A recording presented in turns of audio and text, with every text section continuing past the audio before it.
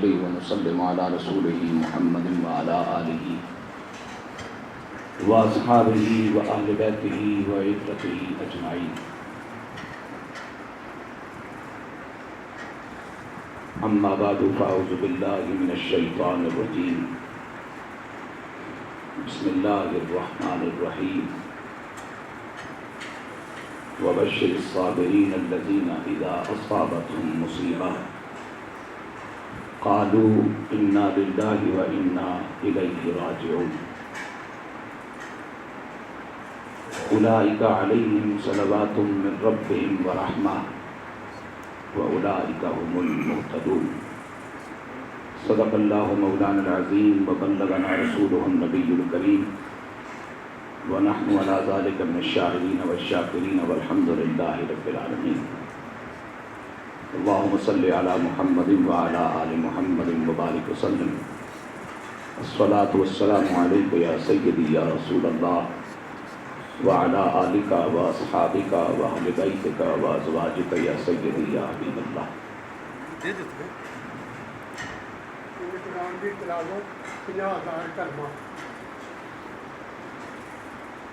جمیع تشریف فرما ذی قدر حضرات علماء کرام، مہمانان گرامی،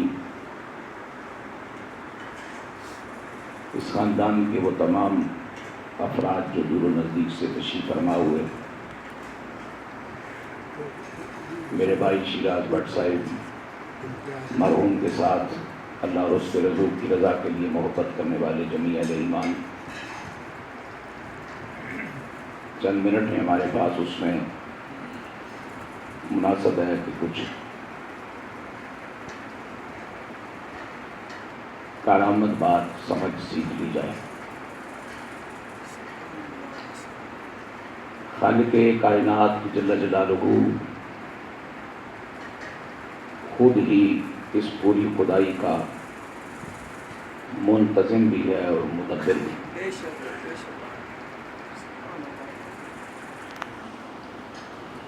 لفظ تقدیر کا عام لفظوں میں مفہوم میں اس طرح ہی عرض کر سکتا ہوں. کائنات کی ابتدا سے انتہا تک کب کہاں کیا ہونا ہے وہ اللہ کے علم میں ہے. جو لکھا گیا وہ بھی اللہ کے علم میں، جو لکھنے کے بعد مٹا دیا گیا وہ بھی اللہ کے علم میں، جو ابھی لکھا جانا ہے وہ بھی اللہ کے علم میں. زندگی اور موت کا مالک بھی وہی ہے اور خالق بھی وہی ہے. خود نہیں مارتا، امر کرتا ہے اور بھیجتا ہے جناب اسرائیل علیہ السلام کو. بالواسطہ مارتا ہے، ڈائریکٹ نہیں مارتا. کوئی گلہ نہ کر بیٹھے جے مارنا ہی صحیح تو پھر پیدا کیوں کیا. اور جب سید عالم صلی اللہ علیہ وسلم ارشاد فرماتے ہیں کہ اللہ نے حضرت اسرائیل علیہ السلام کی ڈیوٹی لگائی کہ تم ہر ذی روح کی روح نکالو گے. حجت کرنے کے لیے پڑھے لوگوں کا ماحول میں کوئی گھاٹا نہیں. ایچ ایس کے لینا سے نشے لینا سے بہت پڑھے لکھے لوگ بے شمار، اتنے پڑھے کہ اللہ معاف کرے بندہ دیکھتا رہے تو گردن ٹیڑھی ہو جائے، ڈگریاں نہیں پوری ہوتی. ہر ذی روح کی روح نکالنے کے لیے ایک فرشتہ ہے. گنتی کرو ذی روح کی. ایک فرشتہ کیسے پہنچتا ہے؟ کہیں عقل مندوں کی میٹنگ بنا کے سوچو، شاید کھوپڑی کوئی راستہ دکھا دے. لہذا ہر کام کھوپڑی سے سمجھنے والا نہیں ہوتا اور نہ سمجھ آتا ہے. بس جس طرح سچے نبی نے بتایا اس کے مان دینے میں سلامتی ہے اور خیر. اور اس میں کوئی شک نہیں کہ ہر ذی روح کی روح نکالنے کی ذمہ داری صرف ایک فرشتے کے پاس ہے. ایک لمحے میں زمین کے اوپر، زمین سے نیچے، خلاؤں میں، فضاؤں میں، کہکشاؤں تک، آسمانوں میں کون سی ذی روح مخلوق ہے جس کی روح ایک لمحے میں ایک فرشتے نے قبض کرنی ہے؟ ایک فرشتہ ایک لمحے میں ان گنت مخلوقات جو مختلف انواع و اقسام کی ہیں، مختلف اجناس کی ہیں، مختلف ان کے وجود ہیں، مختلف حیتوں کے ان کے جسم ہیں، مختلف ان کی جسمانی صلاحیتیں ہیں، اگر ایک فرشتہ ایک لمحے میں پوری خدائی میں پہنچ کر روحیں کھینچ کر روحیں مکس نہیں ہونے دیتا تو یہ فرشتہ جس نبی کا امتی ہے پھر اس کی پہنچ کی قوت کا عالم کیا ہوگا؟ آخر کلمہ جس ذات سے پڑھایا جاتا ہے نا جی، جس ذات سے کلمہ پڑھایا جاتا ہے، تھوڑا جا اونچی آنکھوں جی، میں تاکید کر بیٹھا ہوں، تھوڑا جا اونچی آنکھوں، کوئی کم سمجھ کام کرو توجہ میری جان۔ اب چونکہ منتظم بھی وہی ہے، مدبر بھی وہی ہے، اب تقدیر کے معاملے میں میرے اور آپ نے جب شعوری آنکھ کھولی اور ہمارے والدین نے اللہ ان کو سلامت رکھے قبر میں ہیں تو اللہ جزا عطا فرمائے، قبروں کو جنت کے باغیچے بنائے، موجود ہیں تو اللہ ان کو سلامتیاں عطا فرمائے، انہوں نے افسر پڑھایا یا پڑھوایا آمنت باللہ وملائکتہ وکتبہ ورسلہ والقدر خیرہ وشرہ من اللہ تعالی، والقدر خیرہ وشرہ من اللہ تعالی۔ تقدیر جس میں بندے کے لیے نفع ہے وہ بھی اللہ کی طرف سے، اور وہ تقدیر جس میں بندے کے لیے نقصان ہے وہ بھی اللہ کی طرف سے۔ عزیز القدر مولانا عمر فاروق صاحب آگے آ جاؤ۔ تقدیر جس میں بندے کے لیے نفع ہے وہ بھی اللہ کی طرف سے، اور جس میں بندے کے لیے نقصان ہے وہ بھی اللہ کی طرف سے، اور نقصان دینا کسی کو یہ عیب میں شمار کیا جاتا ہے، اور میرا اور آپ کا پروردگار جل جلالہ سبحان ہے، سلام ہے، نور ہے، ہر کجی، ہر کمزوری، ہر نقص، ہر الزام، ہر حجت، ہر اعتراض، ہر سوال، ہر تردید سے ازلاً ابداً پاک ہے۔ تو جو ذات مستقل پاک ہو ہر عیب سے، ہر اعتراض سے، ہر خیال تردید سے، پھر کیسے ممکن ہے کہ اس کے کسی فیصلے میں صرف نقصان کا پہلو اور فائدہ نہ ہو؟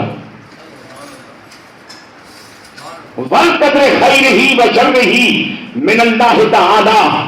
میں ایک مثال دینا چاہتا ہوں، اولاد کے لیے دعائیں مانگی ماں باپ نے، بہت لمبے عرصے تک انتظار کیا، اللہ نے جناب خلیل علیہ السلام جیسوں کی مقبول دعاؤں کا صدقہ طویل عرصے کے بعد اولاد عطا فرمائی، ماں باپ بڑھاپے پہ قدم رکھ چکے، بیٹا ہے زیادہ خوشی ہے، تھوڑا سا سنبھلے گا، سنبھال لے گا، پروان چڑھایا، اللہ کو پیارا ہو گیا، رہتا تو خیال ہے کہ نفع ہوتا، چلا گیا تو میرے جیسے کمزوروں کا خیال ہے کہ نقصان ہو گیا ہے، رہتا تو بھی اللہ کی مرضی سے رہتا، چلا گیا تو بھی اللہ کی مرضی ہے، اور اللہ کی مرضی ہی تقدیر ہے۔ اب سوال یہ ہے کہ اب چلا گیا تو بظاہر میں نقصان محسوس کر رہا ہوں لیکن نقصان ہے نہیں، اگر میں سمجھدار مومن ہوں تو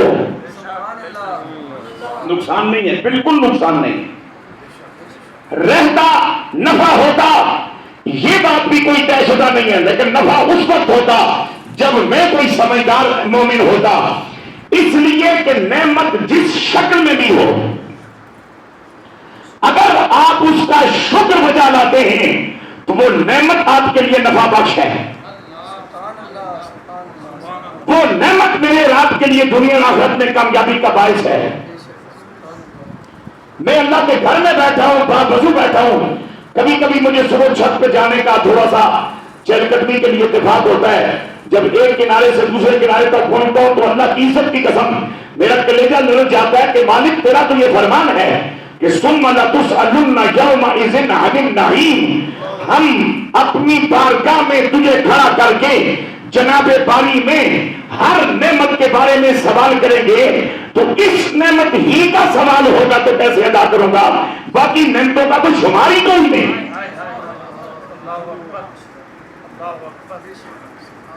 پیسہ اللہ نے مجھے دیا، نعمت ہے، ربنا آتنا فی الدنیا حسنہ، خیرات کریں گے پیسہ ہوگا، زکات دیں گے پیسہ ہوگا, مسجد بنائیں گے پیسہ ہوگا, عمرے پہ جائیں گے پیسہ ہوگا, بھوکے کو کھلائیں گے پیسہ ہوگا.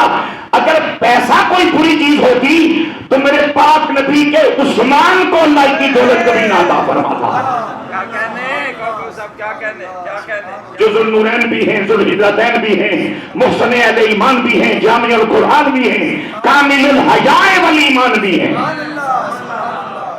پیسہ اللہ نے دے دیا, اب شکر بجا لا. اگر شکر کرتا ہے تو ایک ایک ٹکا بھی نفع بخش ہے, ایک ایک پائی بھی نفع بخش ہے. اگر نہ شکری کر رہا, اب شکر کرنے کا کیا طریقہ ہے؟ ایک تو ہمیں یہ پتا نہیں کہ الحمدللہ الحمدللہ الحمدللہ کہتے رہو, نہیں, یہ شکر نہیں, یہ دعا ہے.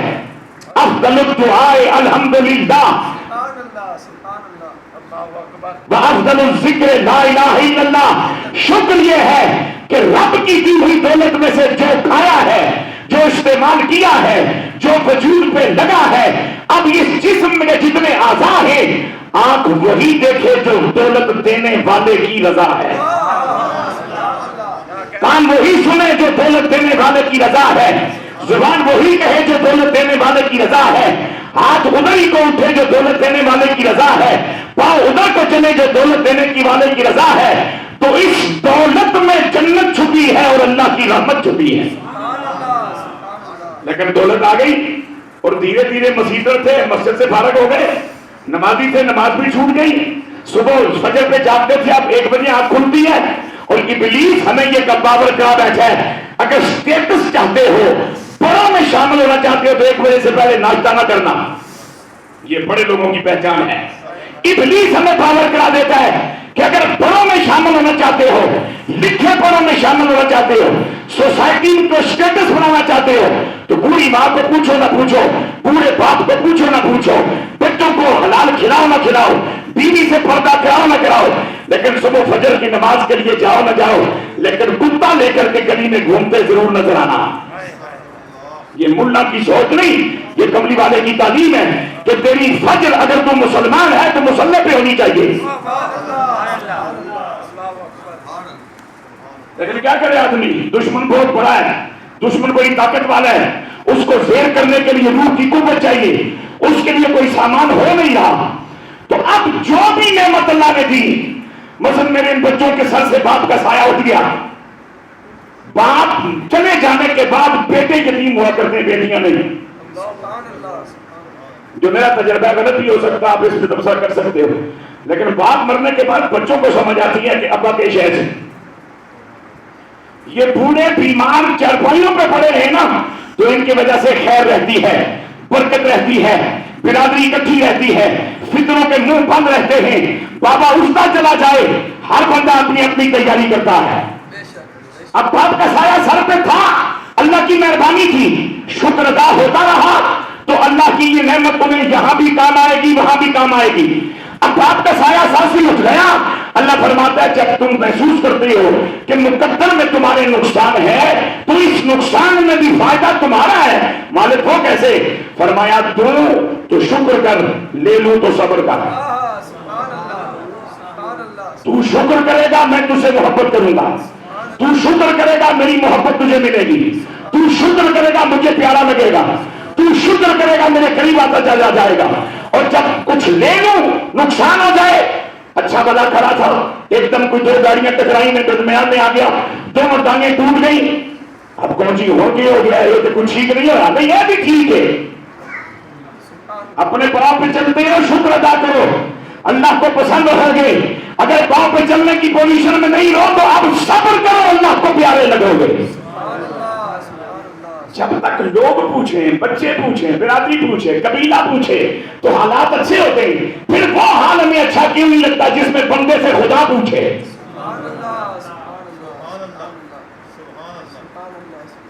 میرے حضور علیہ السلام فرماتے ہیں جب بخار کی حدت بڑھتی ہے اور جب اس کی شدت کو مریض برداشت نہیں کر سکتا, ہمارے باپ ہمارے بزرگ کہا کرتے تھے ایک جلدیاں کی بیماری ہے, تاپ,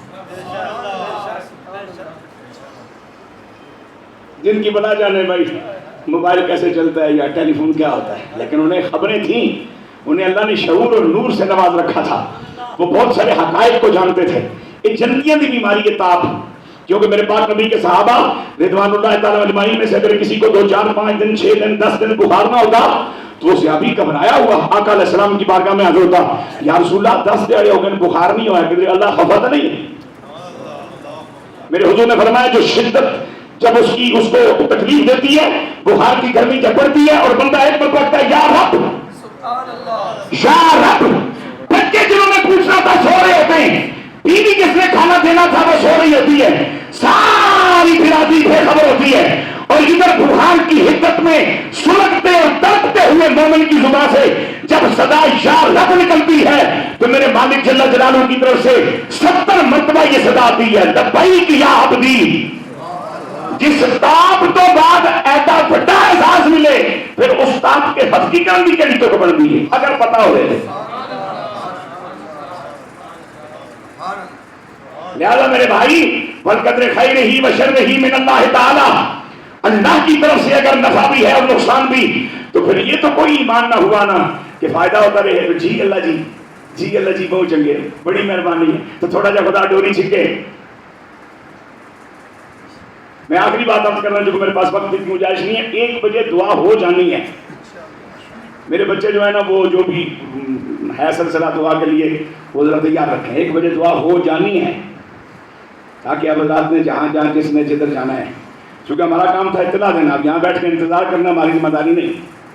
ہم نے جمعے پہ کبھی انتظار نہیں کی، عید پہ کبھی انتظار نہیں کی، جب پوچھ کے رکھا ٹائم تو پھر آؤ نا تشریف لے آؤ، لیکن دھیان رکھنا اگر اس دن بھی فجر نہیں پڑی اور عید کا لش پش کر کے آ گئے ہو تو پھر میں کیا کہہ سکتا ہوں، پھر اپنے آپ سے ہی پوچھو کہ ابے نو پوچھا ہی نہیں سورے نو چٹن آ گئے۔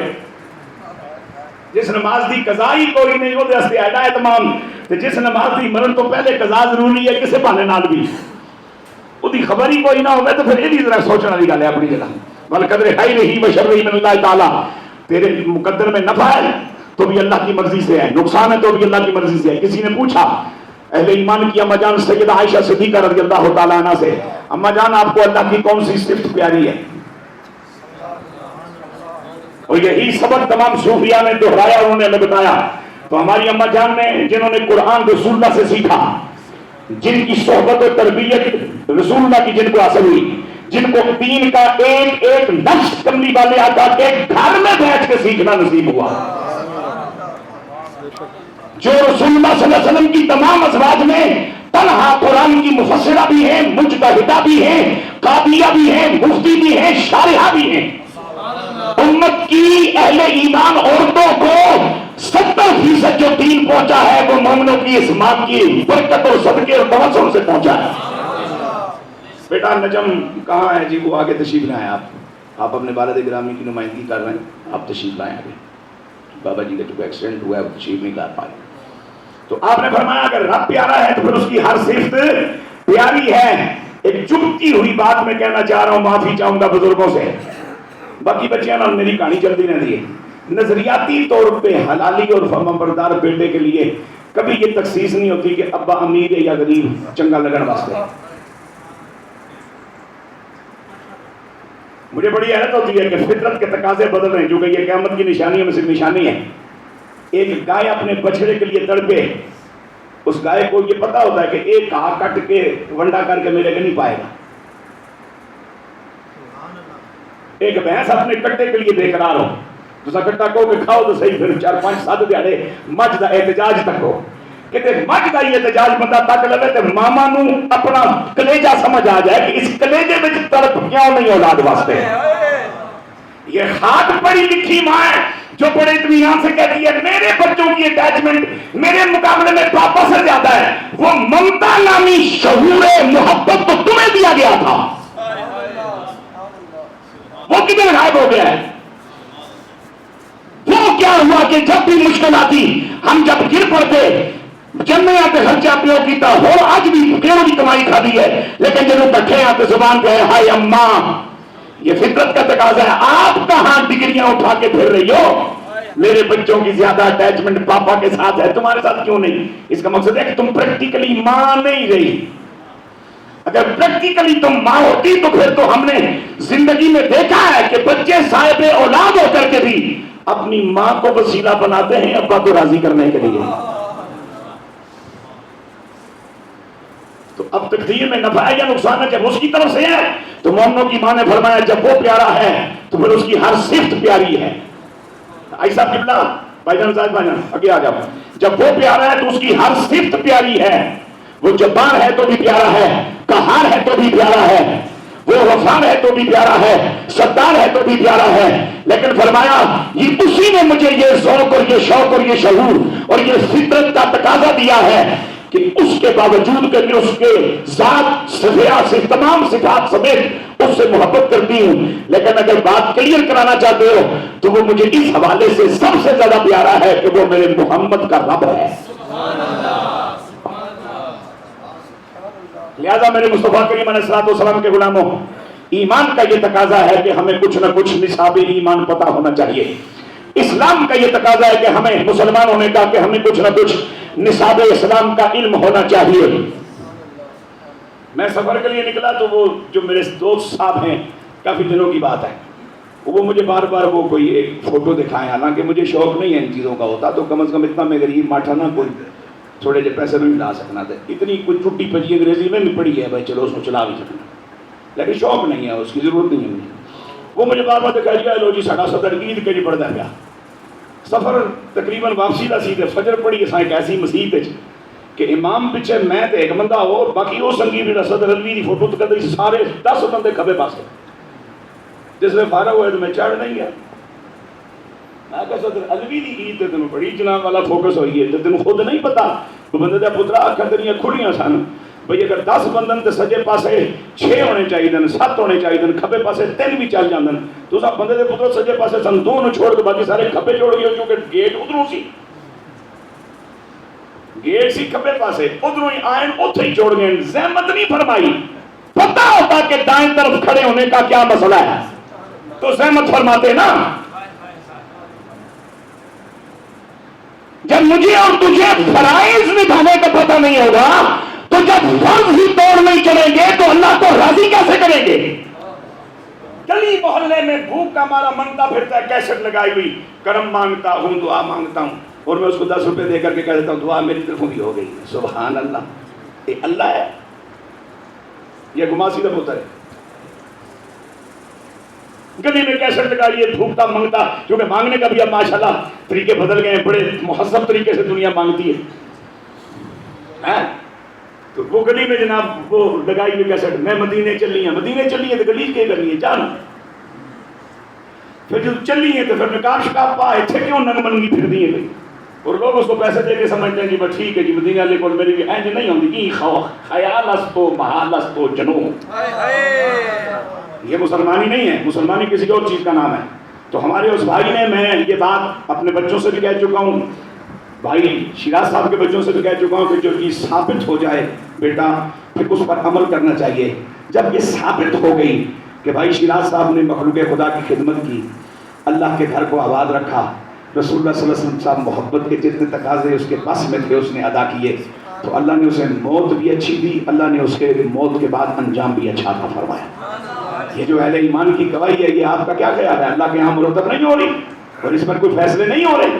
تو جب ثابت ہو گیا کہ چنگیاں جیو تو موت چنگی ملتی ہے, تو پھر پریکٹیکل کے بعد پھر بندہ اس راستے پہ نہ چلے تو پھر بکرا تو کہلا سکتا ہے, بندے کا پتر نہیں ہو سکتا.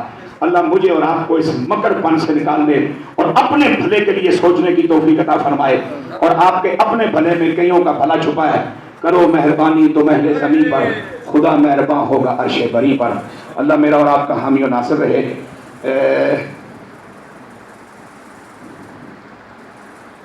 گلشیر کیا ہوتا